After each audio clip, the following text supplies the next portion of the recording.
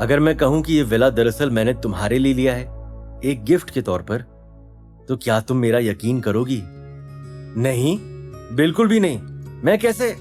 लेकिन उस दिन तुम थी वहां पर जब मैं ये विला खरीद रहा था। तुम उस दिन की बात कर रहे हो ना, जिस दिन तुम्हारे और प्रेरक के बीच में कॉन्फ्लिक्ट हुआ था? उसी दिन अनिका ने नक्श से यह भी पूछा था कि उसके पास वो ब्लैक कार्ड कहां से आया। हालांकि उस समय प्रेरक बहुत ही ज्यादा अग्रेसिव था और नक्श के पास भी वो सब एक्सप्लेन करने का समय नहीं था। अनिका ने हमेशा से यही सोचा कि नक्श ने वो विला अपने बॉस के लिए लिया है, इसलिए उसने इस विला को अपने दिमाग से निकाल ही दिया था। नक्श कार से बाहर निकला और अनिका के साथ अपने स्टार विला की तरफ बढ़ने लगा। क्या तुम्हें ये जगह पसंद आई? नक्श, मैं जानती हूँ कि तुम चाहते हो कि मैं तुम्हें एक अलग नजरिए से देखूं। भले ही हमारे रास्ते में कितनी ही अड़चने क्यों ना आए, मैं हमेशा तुम्हारे साथ चलूंगी।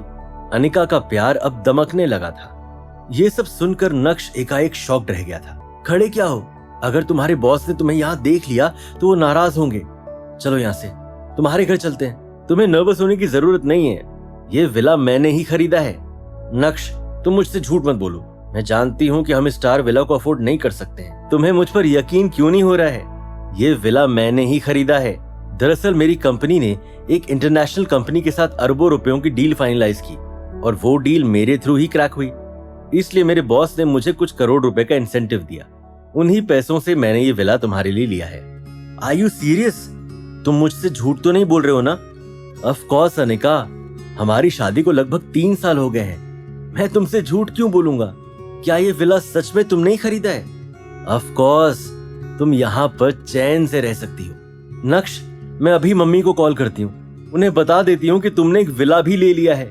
जब उन्हें इस विला के बारे में पता चलेगा तो मम्मी और मामा जी दोनों तुम्हें एक अलग नजर से देखेंगे और उनके दिमाग से वो फालतू का भूत ही निकल जाएगा। ये बोलने के बाद अनिका ने नक्श को हग किया और उसके फेस पर एक किस दे डाली। उस एक किस ने नक्श को हिला के रख दिया था।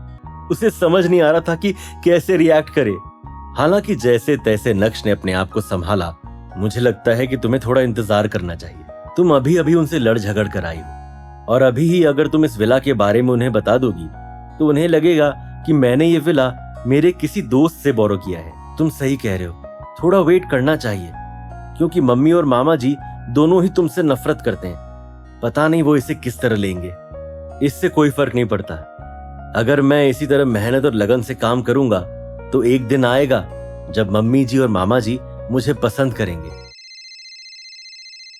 हाँ कार्तिक, क्या हाल है? बताओ, कैसे याद किया? नक्श, क्या आज रात तू फ्री है? हाँ फ्री हूँ। क्या बात है? आज हिमानी का बर्थडे है और उसने मेरे होटल में एक पार्टी रखी है। वो पूछ रही थी कि क्या तू आज रात को उस पार्टी में आ सकता है या नहीं। ओ, हिमानी का बर्थडे? तब तो आना ही पड़ेगा।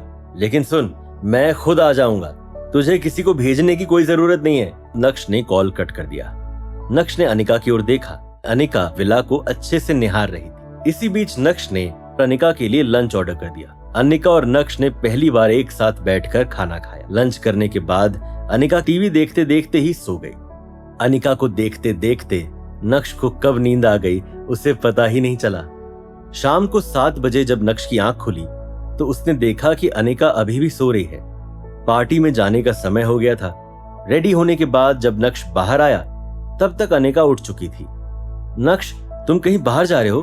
हाँ, वो बॉस का आज कॉल आया था, उन्होंने जरूरी काम से मुझे बुलाया है। तुम मजे करो, डिनर ऑर्डर कर देना, मुझे आने में थोड़ा लेट हो जाएगा। ठीक है, तुम जाओ और अपना काम करो, मैं निकलता हूँ, तुम अपना ध्यान रखना। नक्श अपने स्टार विला से निकल गया।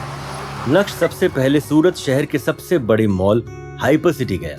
उसने हिमानी के लिए कुछ लाखों रुपए का एक नेकलेस पसंद किया। नेकलेस खरीदने के बाद नक्श सीधा होटल प्राइम स्टार की तरफ बढ़ा। उसे रिसीव करने के लिए इरफान भाई पहले से ही वहां मौजूद थे।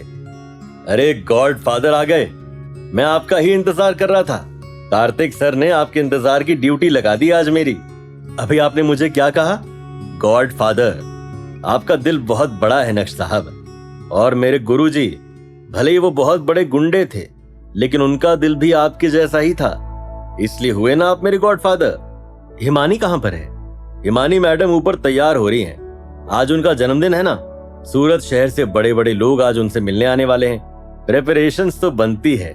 जब नक्श ने बैंक्वेट हॉल में कदम रखा तो अभी पार्टी शुरू नहीं हुई थी।